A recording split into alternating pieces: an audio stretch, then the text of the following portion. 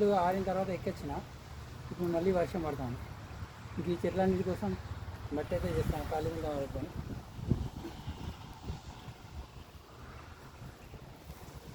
ఈ గూడాకాకరకాయ చెట్టు దీనికి మంచిగా మట్టి పూసిన.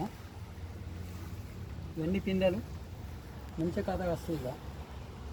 ఇలాంటి వర్షం పడుతుంటే, ఇలాంటి వర్షం పడ్డప్పుడు ఈ కాయలు ఈ పిందె కనబడ్డాయంటే ఒక 4 రోజులనే కాయ అయిపోతుంది. ఈ గూడాకాకరకాయకు ఉన్న స్పెషాలిటీ అది. ఇట్లా ఎందుకుంటే ఎట్లా తడిసి వచ్చిన ఈ పని అయితే చేస్తానని చెప్పి చేస్తాను.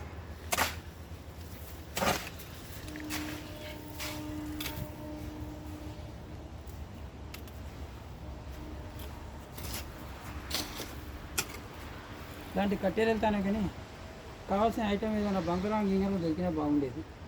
కానీ ఏం దొరకదు. మన గద్దెలోకి ఏది దొరకదు.